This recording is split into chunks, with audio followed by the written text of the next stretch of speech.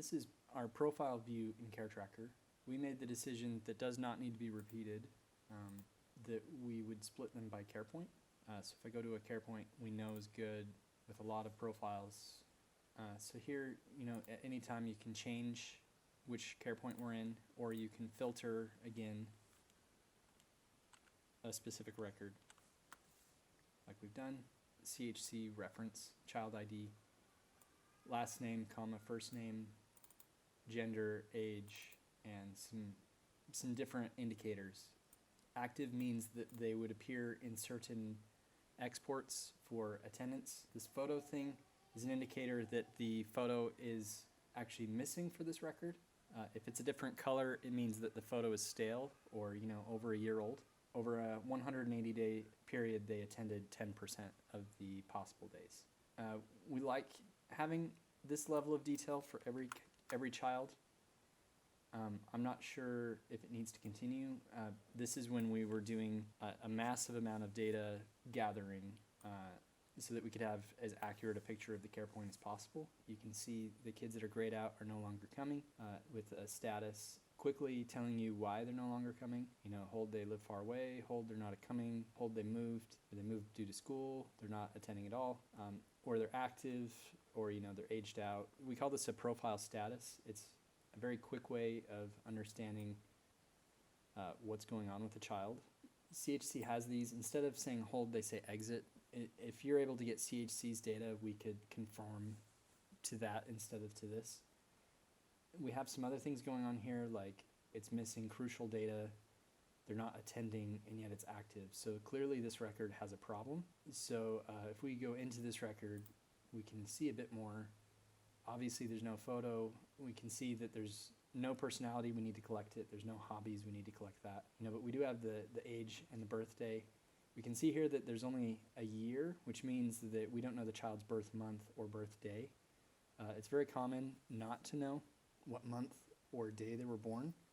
So it's important to be able to know if it's a null or a missing bit of information versus just January 1st, because there might actually be someone whose birthday is January 1st. Some other things here, just real quick, we have the care point again, the region it falls under. Under normal circumstances, this would be working. With COVID, it's not. We're not even taking attendance right now. So we have 0 of 69 days in the window and 0 of 45 days in the window. So normally this child might be attending. We won't really know. You could see the individual days that they did attend in this little window versus the aggregate or the average. We can see they're attending the actual preschool at the care point. They're in preschool. I don't know if that's accurate because they're 7. It's pretty common to have a little bit of stale data in our records just because the kids are hard to track down sometimes. But we can see, okay, in their home life, we don't know the distance to the care point. We need to collect that. We don't know name or relation status or employment. And then under missing crucial data, we can see, okay, photos missing, which we saw in before. There's a few flags here, like, is it showing in reports? Was there a previous care point? When was the last time their status changed? This status sense was super helpful when we were debugging issues, like when did a child's status change? What did it used to be? That's why there's the pre-status. This child, has a bit of problems in their records, so we don't have that information. But whenever we do have information, it's really nice to get it. Here's some hot links. I can add attendance just for this child, or I can add a school fee record. School fees are super complicated, and so we opted to not necessarily do it in here, even though we could add it. Like, if you add a record, it shows here in a little table, but it's just so much work to do all the school records that I think we ended up not using it very often.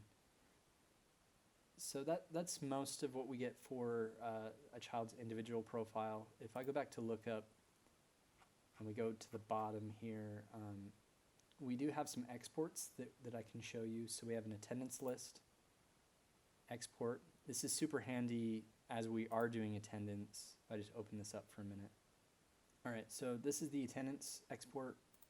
It gave you the care point, the month, the year, all the children that have a status that is marked as attendable. Give you the dates in pre-formatted columns of when they could be taking attendance, and then we would print this out, and a person would just mark with little check marks if they came or not, and then we would input them into the system. The original design of this was that they would take a phone and just mark the kids one by one. They would get a big list, push the kid on the actual day at the care point. But at the time of when it was designed, data on cell phones was super expensive, so we opted to keep it manual. Luckily, the times have changed quite a bit. If it was redesigned today, we would not even have this sheet. It's not sure if we will even do attendance anymore in this way, or if we'll just have some sort of application where they just say, okay, there were 200 kids today, which basically gives you all the same information. Moving on, okay, this is a project list. This was handy. You know, often we'll be asked, hey, let's distribute shoes, or let's distribute a project that they can do to send back to the partner, or are they doing a letter, or are they doing a response letter? Are we collecting crucial information like who's their caregiver? You know, are their caregivers healthy? What's the relation to the child? Gender? What's an emergency contact number? You know, if there's a problem with the child's personality, hobby, or did we take a photo that day of the child? So basically how you use this is you say, okay, I'm interested in shoe size or a letter or a project, and I don't care about this stuff, so I'm going to delete it. So maybe I want to get this information, and then I just print. So it's designed to be, you know, a few hour shortcut of being able to collect data out at a care point. And then we have a missing crucial list. This is a very important list. All right, so this is the missing crucial export, one of our favorites. You can see there's not many kids, and that's because we utilize this export a lot. So we can see here that the reason these kids are on, we're missing the month of when they were born. So, you know, it'd be nice to collect that. You know, if you don't get the month right, it's hard to calculate the age. For grade, you know, that's definitely something we want to know. Every year we send information to the partners, and if we don't know the child's grade, you know, we don't look very professional. We like to collect the distance. You know, these kids are missing distance, missing personality, hobbies, caregiver status, employment, gender, relation, and then these kids need a photo, and these kids have a current photo, so it's okay, we don't need to take their photo. And then SF, that special friend, these two kids are sponsored, so you know, this information right here is the most crucial information of the whole spreadsheet that we need to collect. Yeah, so we use this report all the time, and it's very helpful to find problems. And we have recent modified, so who was modified in the last 40 days, status modified, who had their status modified, so the status is their profile status, and then a full backup report, and then we have two printable forms. So we have a new profile registration form that we can print and just do checkboxes and type.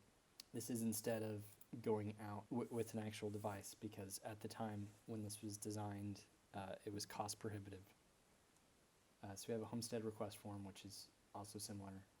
So we can print those right on demand for a child as we need them.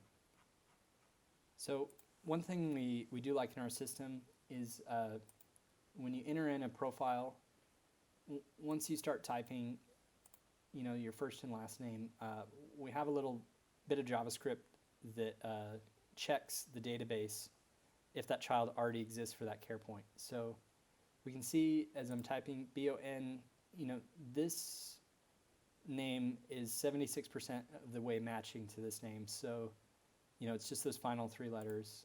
So I before I continue, I can click this and just look at the child. Okay, that's not the child I'm thinking of, so I can continue typing and enter the kid in. It also checks on a child ID.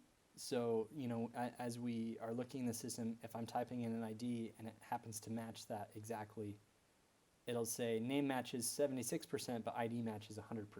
So I know that there's some sort of issue, and it just really helps prevent issues that can kind of creep into a data set. I think this is a feature that would get a lot of mileage in the system for the majority of your clients, even. So that's a feature that we love.